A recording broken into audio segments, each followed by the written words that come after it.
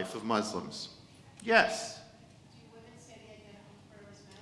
That is a great question, which we will answer also. All right, Asad, do women say the same prayer as men? Another question about Islamic prayer, worship, or spiritual life. Come on, I know you've got a million of them. Gary. CBSE members said that at Mosque they don't have the kind of social programming that reform synagogues and things like that. Okay, so a question is a mosque the type of cultural and social community that a synagogue can be? Is that the kind of question, or is it just a place to worship? Is that, can I say it like that? Yes. These are the best questions. Are there any ritual objects such as a Torah scroll in a mosque or used for Muslim worship, right? Yes. Joel.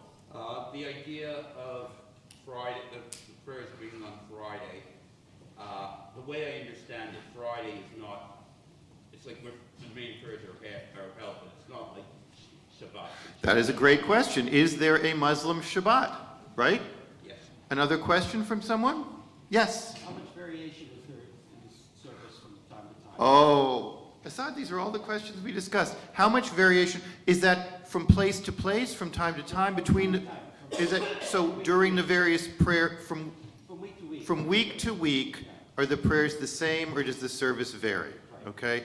One or two more questions about Islamic prayer, worship, and spiritual. Yes. Is it Juma Mubarak or Juma Mubarakah? Is it Juma Mubarak or Juma Mubarakah? That's a great question. Yes? Did you have one? One more. Yes, Marnie. Is there any instances where men and women will pray together? All right, Asad, come on down. Come on down.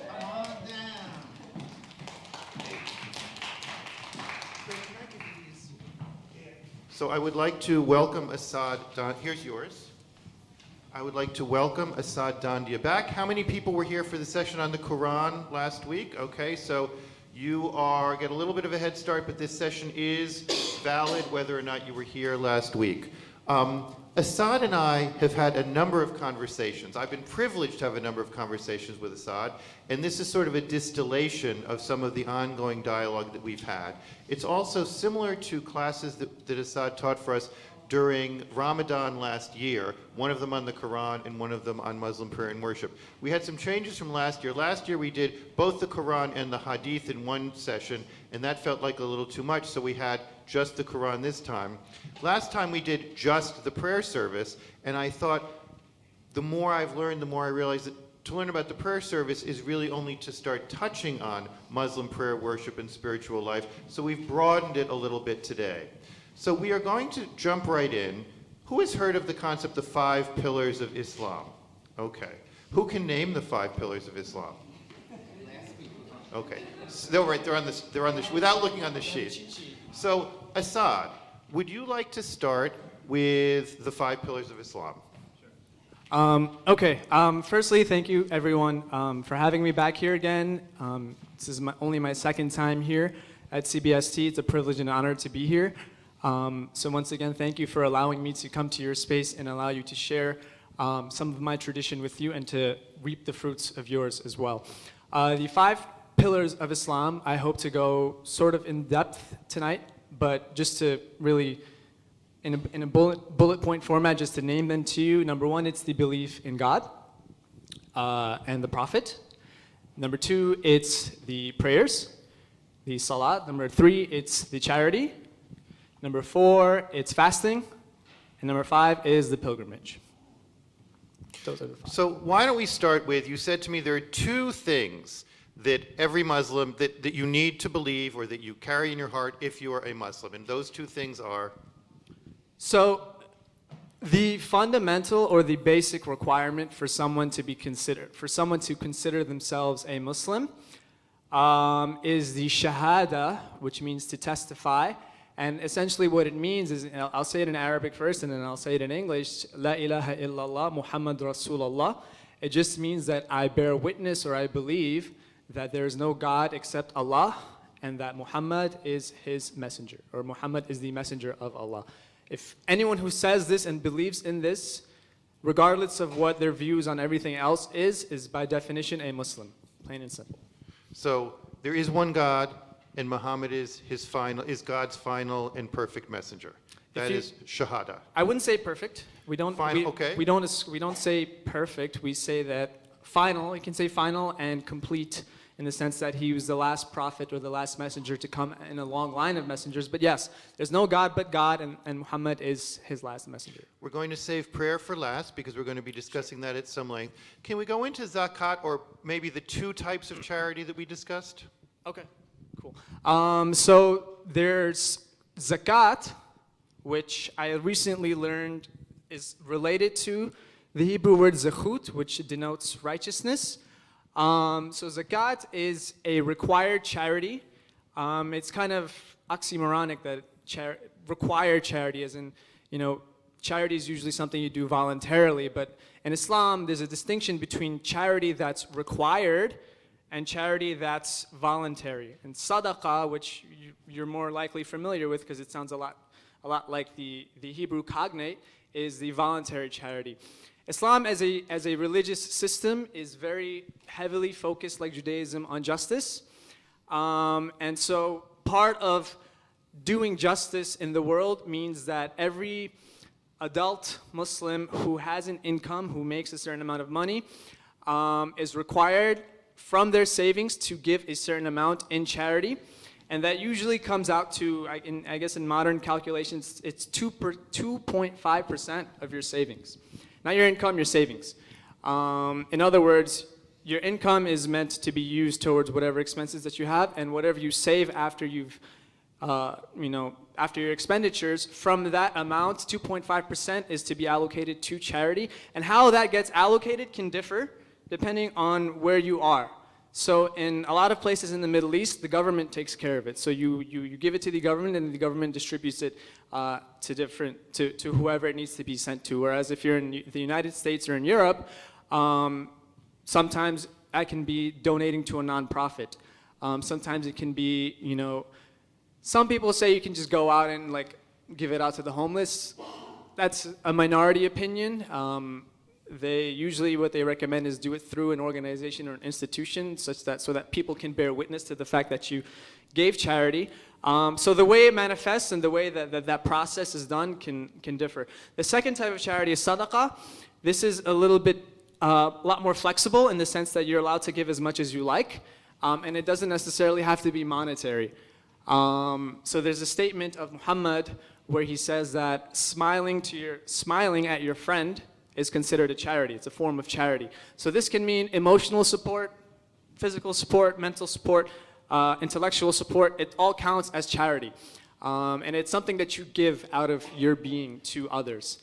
And so that's a lot more flexible, and of course that too can vary in terms of how it's distributed. And you said that there was a seal of approval, and some charities that you look at will say we are approved for Muslim zakat, correct? Oh yeah, so in Ramadan season, which this year starts May 15th, Yep. right, in the early summer, you'll hear a lot of Muslim nonprofits say that we are zakat friendly, or we are, zakat approved. That just means that you can donate your required charity to them, and they can, manage it however they see fit. So let us move on to fasting. Fasting, we say in Arabic, som, right? Sounds familiar? Fasting is interesting because it's one of those areas of worship in Islam where you have entire libraries dedicated to what it really means. There's different degrees of fasting, there's different layers of fasting, there's different etiquettes.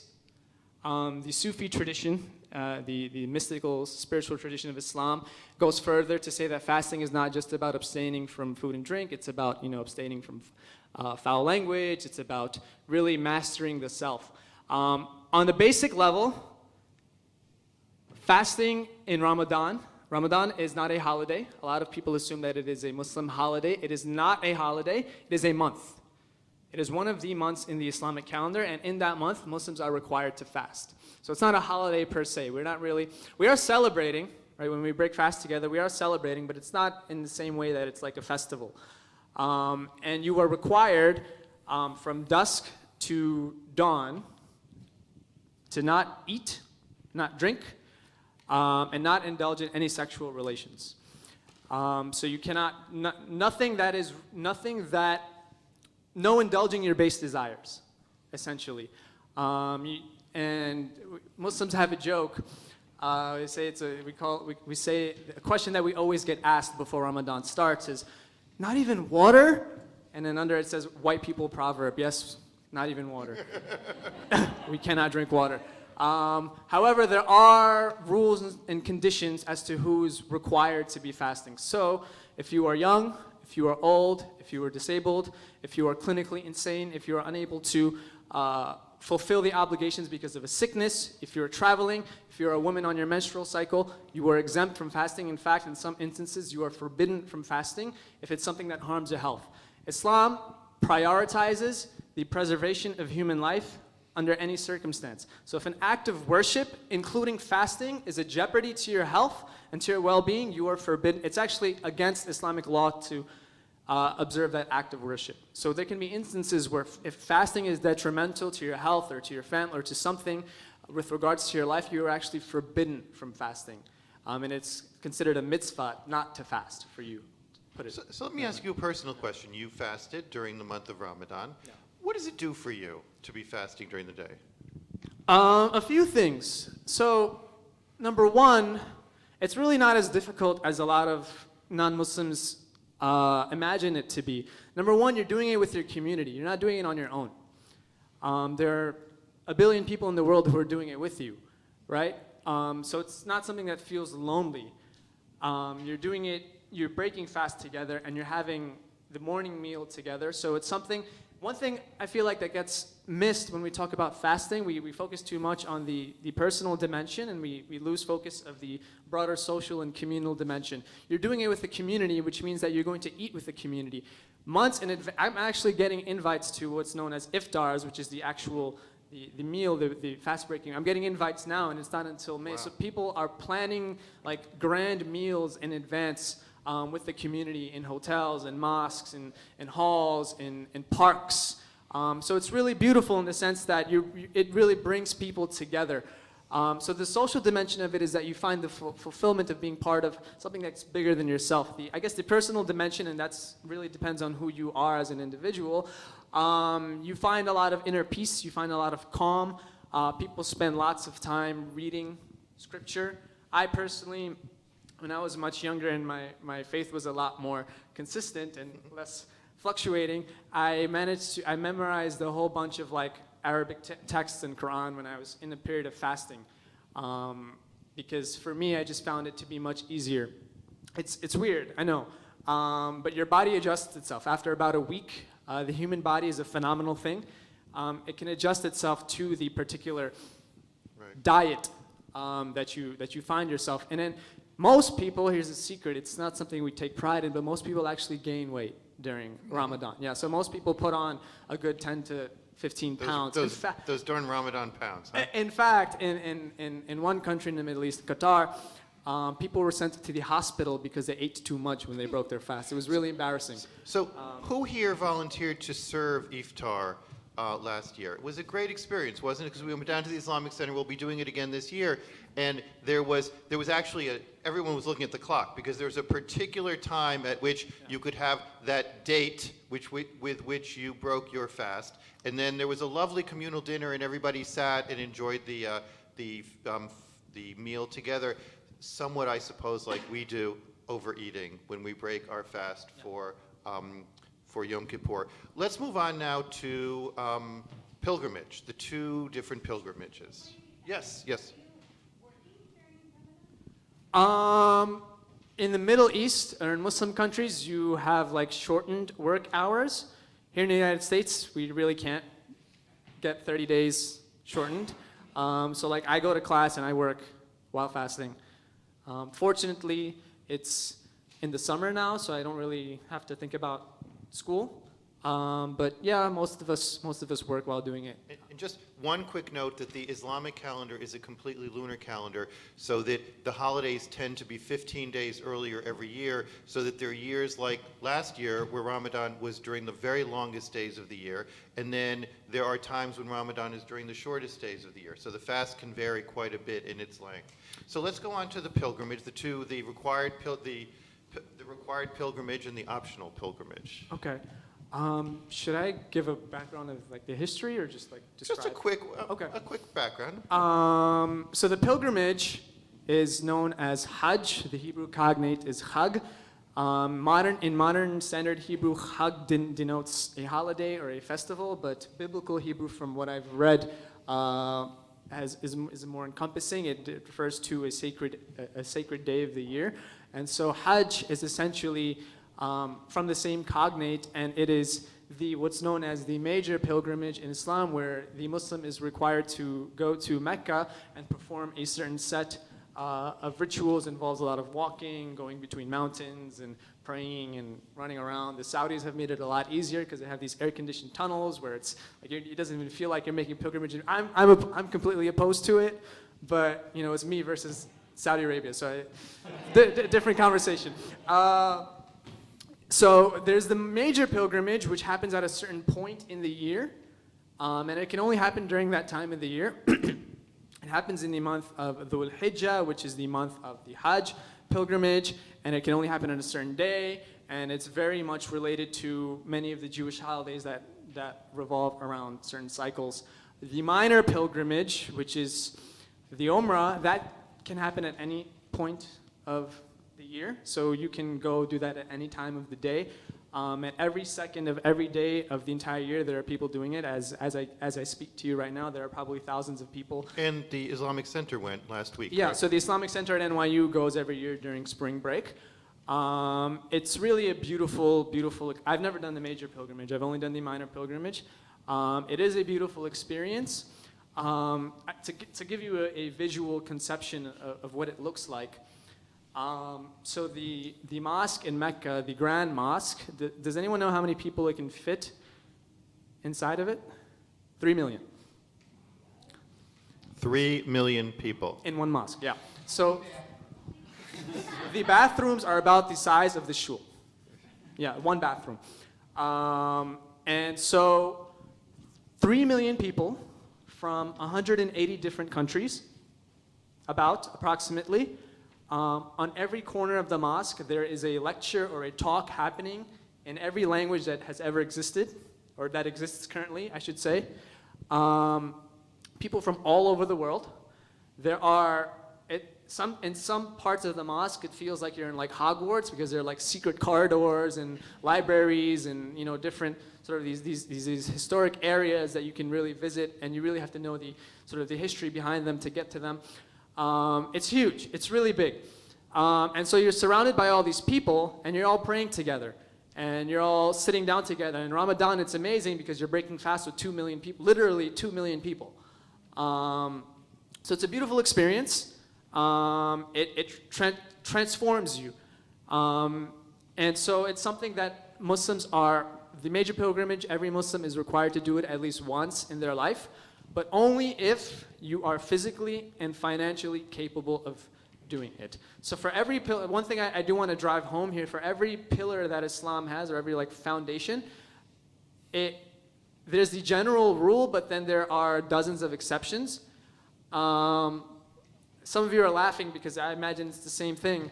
There are exceptions. So, for example, if someone, when it comes to pilgrimage, you have to be physically capable. You have to be debt-free. You have to be financially capable. You have to have a whole list of things. And if you don't have all of these conditions, that obligation or that commandment is lifted. You're not obligated. You're not held accountable to do it. And that applies to pretty much every condition or every really act of worship in the Islamic tradition. So let's move on now to prayer. Okay. And share the little story that you said, because we had the question asked in several different ways here. Is there an English service? Is there a service that men and women sit together? Is there a contemporary service? People say, well, is there a Reform Islam like there is Reform Judaism? Or is it more like Orthodox Judaism, where there's sort of one way to do it? So Asad was up in Middlebury this summer studying Hebrew, and as part of his study, he figured that he would go to a Shabbat service. So he went to the head of the Jewish community and asked. So it's a funny story. I studied Hebrew last summer, and I went to the director of Jewish life there, and I said, "Hey, I'd like to attend the Shabbat services that y'all offer here." And she looked at me and she said, "Which one would you like to go? We have the Orthodox, the traditional, the independent, and the egalitarian." And to me, it was like she was reading off of a menu, and I was like, wow, like I thought Muslims were divided by so many things, and here like you have that idea, right, of like customized and compartmentalized prayers for each denomination. It's non-existent in Islam, which is why I was like, whoa, like cool. So I can like get a little taste of each one. And she was like, yeah, and this one we have Hebrew, and this one there's a guitar over here. They're playing Leonard Cohen, and I'm just like, whoa, like you guys really customize your worship. All right. So in Islam, and this is something that's a big source of pride for all Muslims. You speak to any Muslim and they'll boast and brag about it every time you speak to them. When it comes to the salat, the second condition and the required prayer, the form and the language and the movements and the motions and the fact that it's happening in a group is something that all 1.6 billion of us across the world do exactly the same and have been doing exactly the same for the last 1,400 years. So we've managed to penetrate every single continent, practically every country, be as diverse and crazy as anyone can be, and still manage to pray the same way. The fact that we've maintained fidelity to the precise motions and movements of our prayer. I, for example, I was born and raised in Brooklyn. My family's from Pakistan. If I go to a mosque in Berkeley, Berlin, Jerusalem, Cairo, Damascus, Sydney, really anywhere on earth, I may not know the people. I may know nothing about their culture. I may not know nothing about the ways in which they live their lives, but I will know that they're going to have a call to prayer that is just like the call to prayer here in New York City. They're going to pray with the movements just like the same way you all get to see at the Islamic Center, and they're going to say the same greetings that they do everywhere else. And that's something that hasn't changed. And so when folks ask Muslims, hey, do y'all have like English prayer services like we do in Reform Judaism? The simple response is, you're asking us to fix something that isn't broken.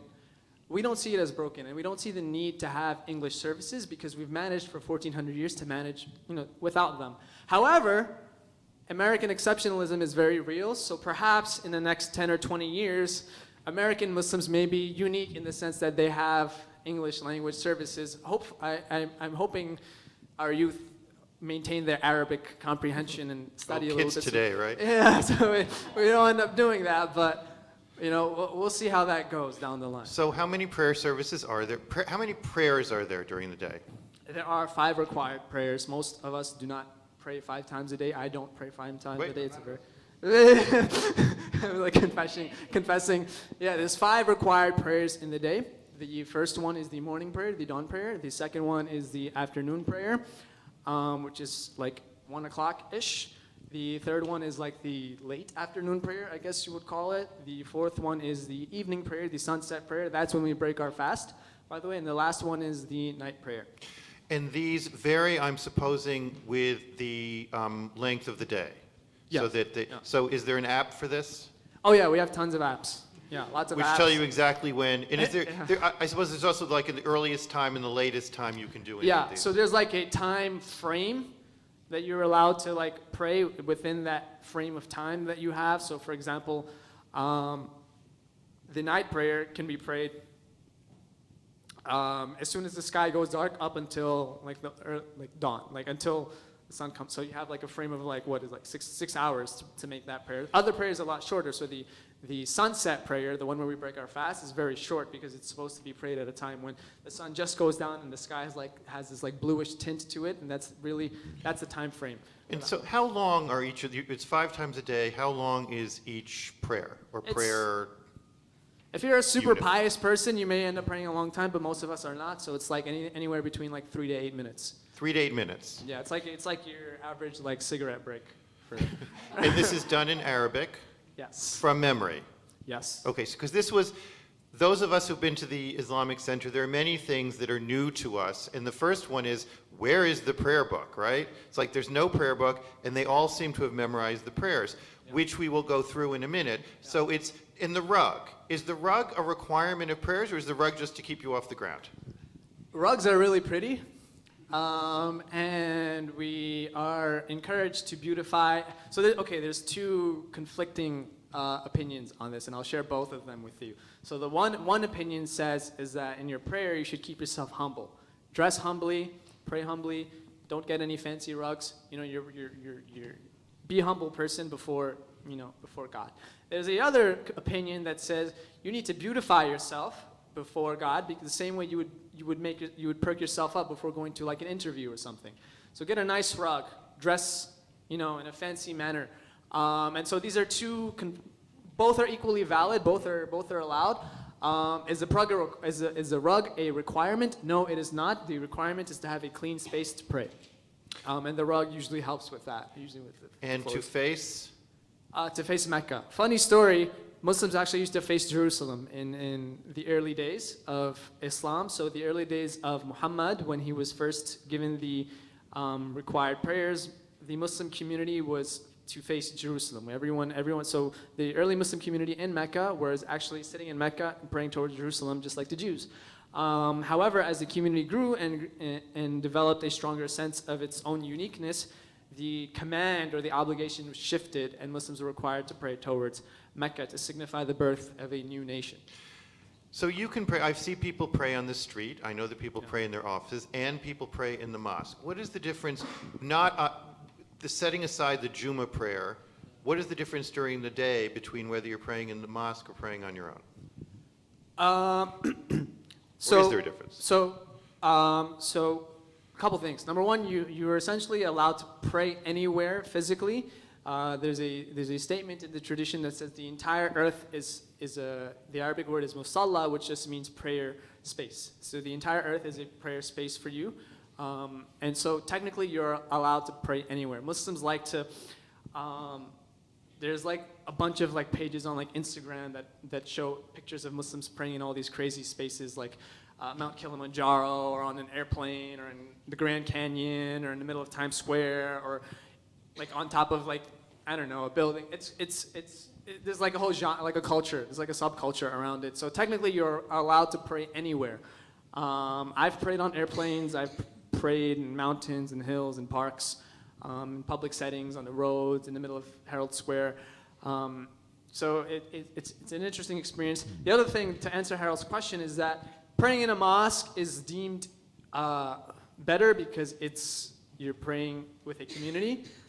It's something that's seen as more rewarding and more pleasing to the sight of God, but it's not something that's required. And there's no concept of a minyan, or you need to get a certain number of people for certain things to happen in the prayer service. There is for the Friday prayers. Okay. Yeah. But so now there's conflicting opinions on this too. So some imams or some scholars pre-modern imams have said that if you are an adult male, pre-modern Islamic tradition, so it's like medieval time, think like Rambam. If you are an adult male, you are required to pray at a mosque. You need to go to the mosque to pray. You have no excuse. Women were not required. They were allowed but not required. In terms of minyan, in terms of having a group, the Arabic word for that is jama'ah, and that's where the word Jummah comes from. So Jummah, which means Friday, literally it means day of congregation, right? The day where you congregate. And so the Arabic word for a group, for the Arabic equivalent of minyan, and I'm sorry for not including this on your handout, is jama'ah. And usually some say it's 3, some say it's 10, some say it's 25. I don't want to really get into the details of it. But there is an equivalent concept. But when you're in like New York City and you know the dynamics are completely different, you don't really think about what some dude in the 12th century said about going to. So manage. let's move to that Juma prayer, okay? So you get to the mosque or the prayer space, and you do your ablutions, right? Wudu, the wudu you do. Can you discuss wudu for a minute? Your preparation for prayer. Okay. So before praying, so there's a concept of ritual purity in Islam. And I'm pretty sure there's one in Judaism too. Ritual purity and ritual impurity. Before I describe what they are, I do want to say that to be in a state of ritual purity is not to ascribe a value on a person, right? When you say that I'm impure currently, it's not to say that you're like a bad person or like a devil, right? That comes from a Christian thought, not in the Islamic tradition. That being in a state of impurity doesn't mean that you're like this evil thing. It's a reflection of what state you are in. So ritual purity is something that all Muslims are required to do before their required prayers, before their 5 required prayers. What that looks like is that you wash yourself, certain body parts, before prayer.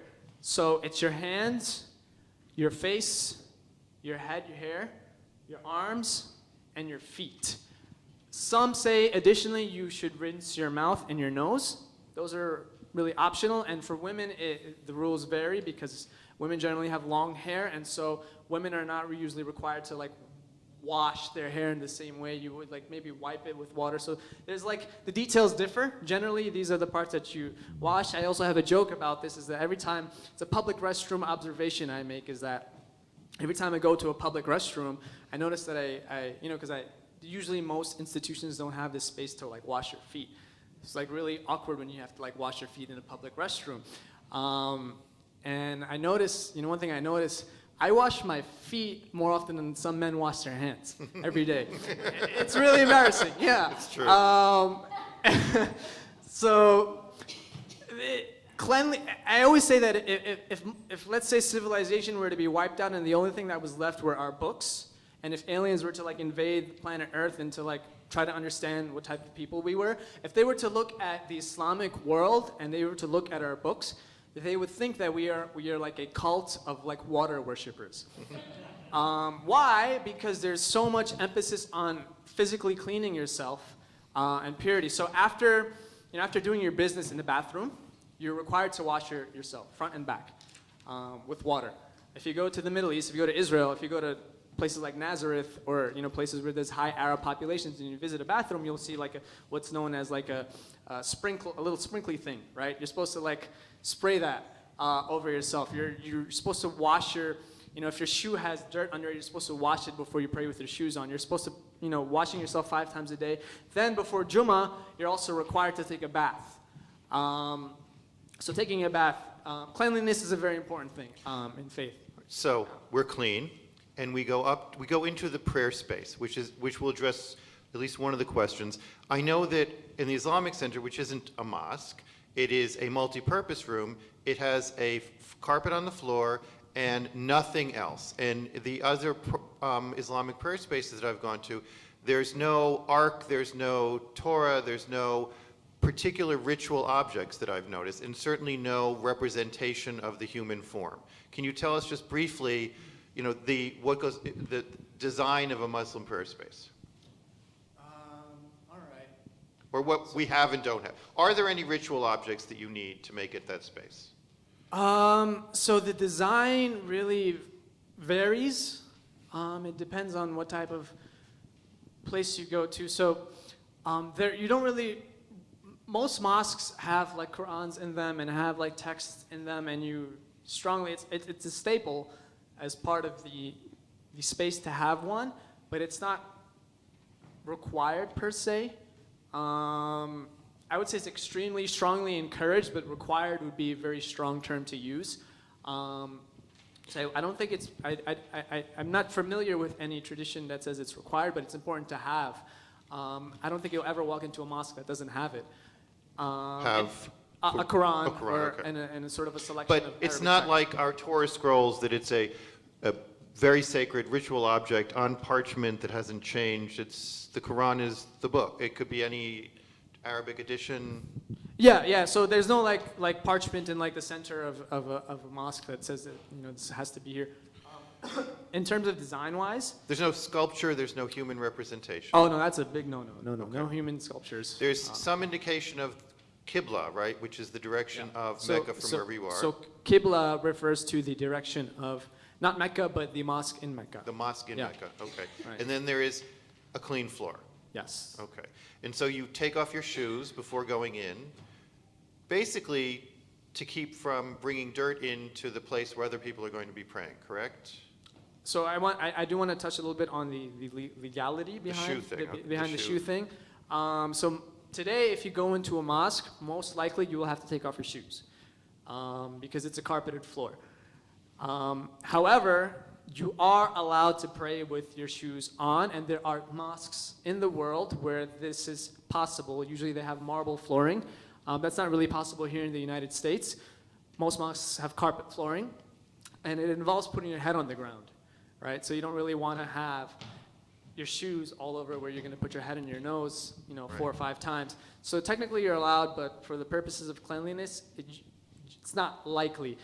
What was the other question you asked? So you know what, I'm going to move us along to the prayer service itself Sure. because I'm conscious of our time. Sure. So we've come in and we've sat down on the floor to begin our prayer service. And we actually have the Muslim prayer service here in your handout on the second page. We have it transliterated in Arabic and translated it into English. So there's a certain choreography here that we've seen.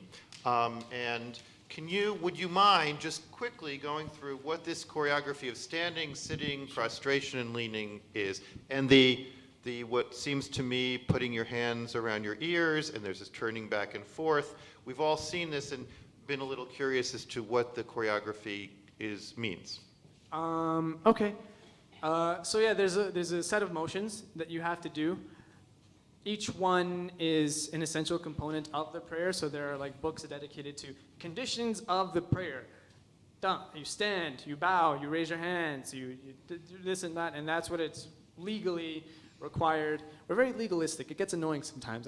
I hope y'all can relate to that. It's really so like there's a lot of conditions essentially, and should I like describe like the steps? Yeah, just the basic. We go in and Okay. I see people. They come in. They seem to do a little bit of centering prayer or personal devotion, and then they sit down with their feet underneath them. Right? Yeah. So you come in. You say you want to start your prayer. You stand. There's an optional prayer you can make. You raise your hands. Now again, this is where like minor details come in. Like some say you should be up here. Some say down here. This is all details. I don't want to go too much into it. You raise your hands and then you wrap them. Yeah. So you wrap them, and so and there's different schools of thought about like where your arms go. And if you go to a Shia mosque, very rare in you really have to go to like Iran or something to see this, and you probably not a place. Well, let's talk about what happens at the Islamic Center. So you raise your hand and you put your arms around either your chest or your stomach. You say a little opening prayer. You include a short recitation from any chapter of the Quran. You have the flexibility to really recite whatever you want after the opening prayer. Then you go into the bowing. You bow. Your hands are on your legs are straight. Hands on your knees. You're bending. And there's a set of prayers that you make. Stand up again, right? And then you go to the floor. And when you're on the floor, your knees hit the floor, your hands hit the floor, your head hits the floor. And then again, you make a set of prayers. And then you come up. You go back down. I'm just gonna pause you for 1 second because the live stream can only hear what's happening. Oh, okay. So Okay, so you go to the floor, you come up, and you do that a couple times. Each prayer differs. And really that's the sum of your prayer. There's a certain point at which people turn to one side and then To another conclude the prayer, at the end, while you're sitting on the floor, you turn your head right, you say Assalamu alaikum, and then you turn it left and you say Assalamu alaikum, which is you're essentially greeting angels. That's what's believed. side. Oh, Yeah, like we so- do. Ah, people are saying like we do at the beginning of our so Friday you're- evening you're- service. You have angels on your right and your left, and so you're sending them greetings of peace. And usually afterwards, you also say Salaam Alaikum to the person next to you and the person to your left. You see a lot of handshaking and hugging and that kind of stuff. Yeah. And the rows, I'm always amazed that the rows shoulder to shoulder are so even. Is that a pride that you know, make our it's- even rows and people are, is it you get a shoulder's width or is there a certain amount of space? It's really, really funny because generally speaking, we are not an organized religious community. We're It's a disorganized religion? I Yeah. would say, if you're turned off by organized religion, look into Islam because we are the most disorganized people on earth. But when it comes to lining up for prayers, we're actually really good at this, where we're able to. In Mecca, it's the most beautiful thing. I mean, in the Islamic Center, it's one thing, but in Mecca, when you have 1 million people, literally all the muaddin, the guy who calls the call to prayer, the adhan, he says Allahu Akbar, and you see 3 million people standing up and lining up in a matter of seconds. It's beautiful. And you stand side by side. In Mecca, because we're facing the black cube, it's circular. Because it's the only place in the world where you're in a circle, you're not in a line. And so you circle it, and you essentially, feet to feet, shoulder to shoulder. Some people go overboard, and they literally put your foot next to their foot and their shoulder next to their shoulder. These are like people who interpret it literally. We try not to do that. We try to respect people's spaces. So just like stand next to the person, and do your prayers. So a couple of things here. This is called Salah, right? This is the required prayers. And there's also the khutbah that's happening sort of, it seems like the people come in, they do a little bit of personal prayer, they sit down, and then there is the khutbah, and then you do, at the end of the khutbah, you do this service, correct? Okay. And Yes. and you have described to me that as you're praying, what seems to us sometimes like just being quiet is repeating verses of the Quran to yourself. Is that correct during the service? During the speech? Not during the speech, during the time of prayer afterwards. So the Juma Prayer is essentially you walk in, you're allowed to make whatever optional prayers you want. Then the Imam comes up, you can talk about whatever they wish to speak about. After that is the congregational prayer, which lasts about another 5 to 8 minutes. And then after that, you're free to pray as much as you want. So you mentioned the Imam, but today there wasn't an Imam. Today it was Afraz who was leading the service. So an Imam, like a rabbi, is not a priest, correct? You can do a perfectly valid Muslim service without an Imam, correct? Yeah, so you've led prayers. So you don't have to be an official imam. A lay person can, so long as they have the requisite qualifications in terms of knowing the actual words and being able to give a good speech. Sometimes we've had the Islamic Center is really good at this. We very carefully select their speakers, but in local mosques, sometimes they'll have this horrendous newbie who doesn't know how to speak to a congregation. But this is not in Arabic, unless it's an Arabic-speaking country, right? So now we're gonna go back into the legalities of it. Quickly, because we're So you're okay. So I'll just say no. The speech is not in Arabic. There's a small Arabic portion, but it can be in the language of the congregation. So it varies depending on where you go. Yeah. So what is dua then? Dua, which is spelled D-U-A. I don't know if there's a Hebrew cognate, but essentially it's a petitionary prayer, and that essentially means that you are asking God, it literally means to call. So you're calling upon God, or you're calling to God and asking for good health, wealth, family, all that fun stuff. Yeah. So when the Imam says, let's make dua for someone who's ill, for someone who needs a little help, that's what that is. Yeah, it's like the equivalent of here, where the rabbi would name a few people to pray for, and then would So say there's prayer. salah, which is the worship or the form of prayer we have here. There's dua, which would be personal prayer. And then how about zikr? Okay, zikr, it comes from it's a cognate with Hebrew, zoker, or lizkor, to remember. Dhikr essentially, it means the same thing, it means remembrance, but it means to remember or to recall or to think about the divine. And this, in my opinion, is where Islamic spirituality and worship flourishes, because there's so much flexibility here. So dhikr can manifest itself in a multitude of ways. It can be me sitting on the subway, pulling out my prayer beads and just reciting Arabic prayers. It can be, if you go to Turkey, Sufi dervishes. That's how they connect. For some, it's group recitations, right? There's a bunch of mosques that, you sit in a circle and everyone's literally chanting and singing. It's really beautiful because it can be reading spending your whole night reading the Quran. It can be doing liturgical prayers. It can be, singing, chanting, dancing. And so dhikr is really where Islamic worship and spirituality gets fun. And that's in addition to the 5 prayers. So it's not actually it's strongly encouraged, I would say. It's almost like, I would say it is required. So, and it's in addition to the 5. So the 5 required prayers, those are regulated, those are specific. There's a specific way and style of doing them. But when it comes to the zikr to remember God, that can be done in a sort of multitude of ways. So looking at the prayers, and we will not go through all of them, but I really encourage you to take this home and take a look at it, because for those of us who've gone to the ICNYU, it explains what we're hearing. It's also, when you read it, it's not as foreign reading the translation as it is to hear it chanted in Arabic, which sounds, to my ear, very foreign. It's also, who here feels they've basically memorized the Ve'ahavta, the Shema and the Ve'ahavta? Okay, so I did a word count. That this came out to about 309 words, this service. The mezuzah, which has the Shema, the Ve'ahavta, and the next paragraph, is 263 words. So this explains why you don't necessarily need to carry the book with you, because the entire Salat service is really shorter than the Shema, the Ve'ahavta, and the 2 paragraphs that follow it, and many of us have memorized that. It's certainly shorter than the Amidah. Our service has thousands and thousands and thousands of words. This is shorter than that. So let's go to that question. Men and women sitting separately, and can a woman lead services?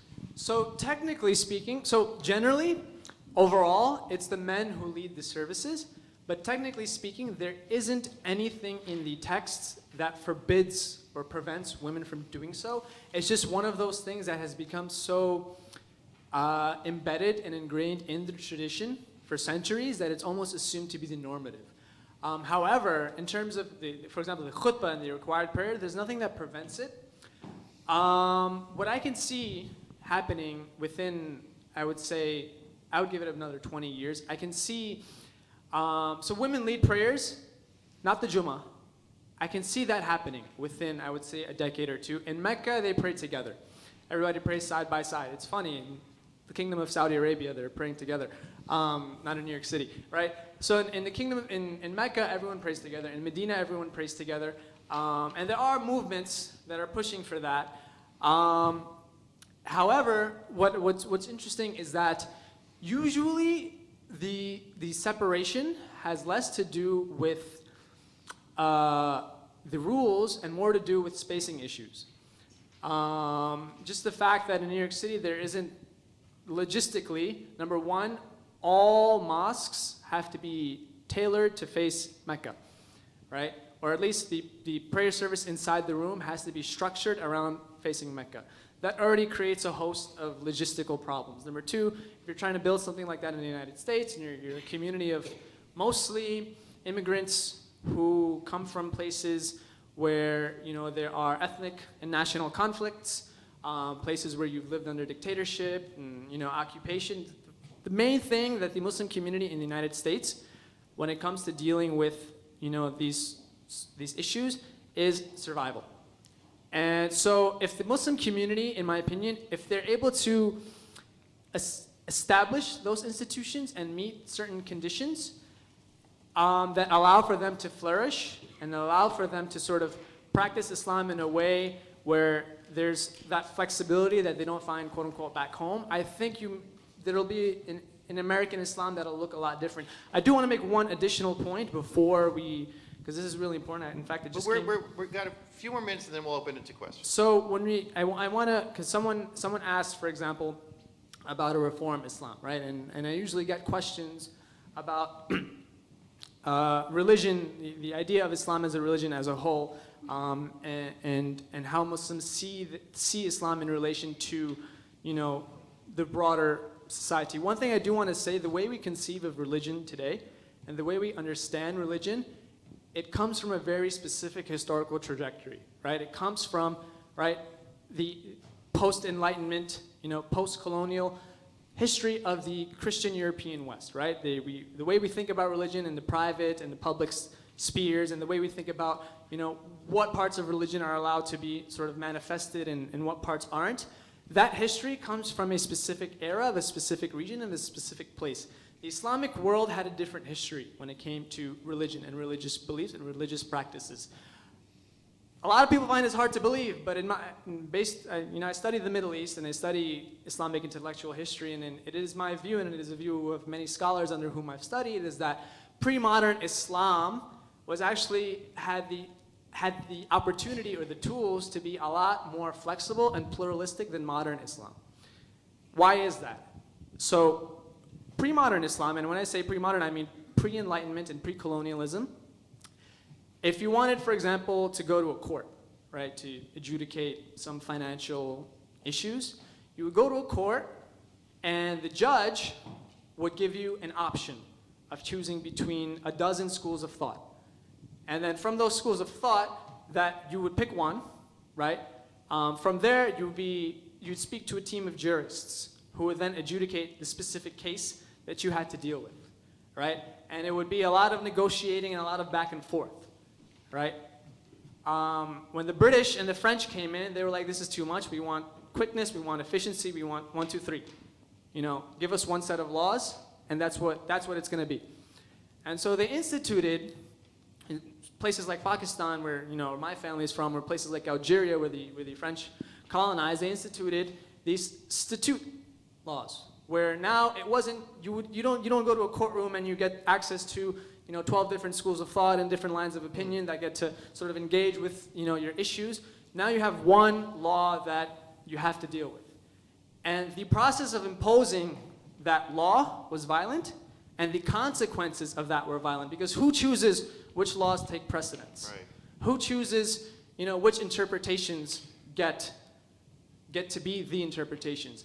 And so modern Muslim societies today are still dealing with and reeling from the consequences of those colonial impositions. And so when you ask just on the concept of reform, so if you ask me if there's a reform Islam, and I point you to those Muslims who are reforming Islam, if you would call them reformers, they would be offended. Why would they be offended? They would say, don't call us reformers. We're not reforming the religion. We are reviving it to the capacity for pluralism that existed prior to these Victorian norms and these Western laws being imposed on us. And if you would please allow us to do that, instead of once again imposing your sort of standards, we can come to a sort of understanding between each other. And so I did want to drive that point home, Right. because it sort of connects to... So it's not reform as much as revival. Most What Muslim, you think- yeah. So like, there's a transgender congregation going to Mecca this year. It's the first. It's from Pakistan, or where my family's from.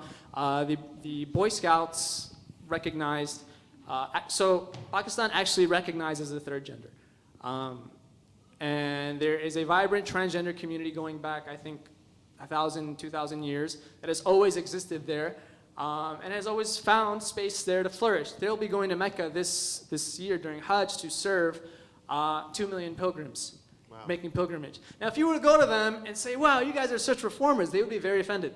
They'd be extremely offended. They'd say, no, this is a community that has existed for millennia, and we're undoing what your ancestors did to us when they brought these colonial laws to us.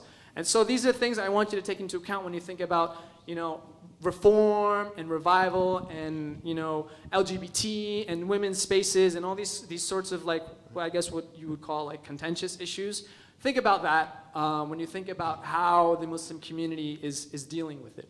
Well, that's a great place to end our conversation. We covered about 80% of what I hoped we would. And we have time for just a few questions. Who has some questions or questions they asked at the beginning that they felt were not answered? Yes, quick question. Yeah, I had a Muslim from Morocco, and I asked him to be brutally frank and let me know sort of how he compares Islam with Christianity and Judaism. And he said, he knew I'm a techie. He said, this was years ago when those of you old enough to Is it a question? We need a question. Go ahead. He said, well, if Judaism is word perfect 1.0, then Christianity is word perfect 2.0, and Islam is 3.0. So my question is, in what ways, and feel free to be brutally frank, because Judaism, at the heart of it is the question of authority. So feel free to be brutally frank, in what ways do you feel Islam does sort of build upon and go beyond the other religions? Okay, so I'll try to answer that really encyclopedic question in 30 seconds. No. No. So last week I mentioned that Islam is like, if you're an Apple user, and I'm sorry for the Android users, I don't use Android. If you're an Apple user, Islam is like the newest iOS update. That's the easiest way I can explain it. The question was, in what ways does it build upon? Well, this is something that we went over in depth last week, but essentially, Islam does not see itself as a new religion. Muslims don't see themselves as a new religion. We see ourselves as a nation that's the logical or the logical transition between the nations of the past. So Christians and Jews are known as people of the book. Their books are considered to be valid. They are actually encouraged to follow their own laws. There's a story I shared last week of a Jew who came to Muhammad. He committed some sort of a crime. This is in Medina. It's in the time of Prophet Muhammad, and a Jew, he committed a crime against a Muslim, and he came to the Prophet, and he wanted to adjudicate according to the Quran. In other words, he wanted Muhammad to judge this Jewish person according to the Quran, because it turned out that the penalty in the Quran for that particular crime was a lot more lenient than it was in the Torah. I guess he was reading Leviticus. I don't know, but. At that moment, a verse was revealed from God to the Prophet saying that why do they not follow their own texts? In other words, they meaning the Jews, why do we've gave them a scripture, they should adhere to it and follow it. And so Islam sees itself as something that you said it, building upon previous traditions, and even in some cases urging those traditions to stick to their scriptures. So I think that's a good place to end. One last question, quickly. Quick question. When you were growing up, I assume that kids learn how to pray basically at home when they're little. And then is there an age at which you start to attend in the mosque itself? Or? That really depends on the family. Whoever decide like that, however they want to raise. No, there's no specific. Generally, by the time you reach puberty, and that's, again, very specific to whoever you are, you should ideally know the basic prayer and the ritual. But there's no celebration. There is a celebration after you've done a full reading of the Quran. Yeah. So after usually by the time you're 12 or 13, you're done. You're done with. It's about the same age as bar mitzvah. You've done a full reading of the Quran. There's a celebration. There's a big party. So we're going to have to get you back because we didn't touch upon halal. We didn't touch upon prohibitions for alcohol, both of which are leading a Muslim life. We did not touch upon what you and I discussed about a feeling of Allah, of fate, of human endeavor can only go so far. We didn't touch upon shaitan. We didn't touch upon the jinns. And we didn't touch upon the afterlife. So I guess we're just going to have to get you back for an addition to this. But thank you so much. This was really, really terrific. Thank you, everyone. And I will say that, again, Wikipedia is always a good place to go to start. They really I have a book. I'll recommend the book. There's a book. There's Wikipedia. Any questions you have, you can email me, and I will send them to Asad and get an answer. And YouTube has some fantastic videos about learning the mechanics of Muslim prayer. So thank you very much. Would you like to close this out, Rabbi? So I just want to end with one quick little story because I have now been to a lot of Muslim prayer, probably about as much as Asad has spent time in synagogues. And one of the lovely things is, first of all, hearing some of the words, some of the phrases that are incredibly similar. So I just need one of those back for a second. One that just struck me tonight, and part of the reason is because I just put dates for the high holidays on my calendar this year. In the middle of the first page of the prayer service, at the end of the line in the middle longer text, Maliki Yom Hadin, Melech Yom Hadin. Maliki Yom Hadin, Master of the Day of Judgment.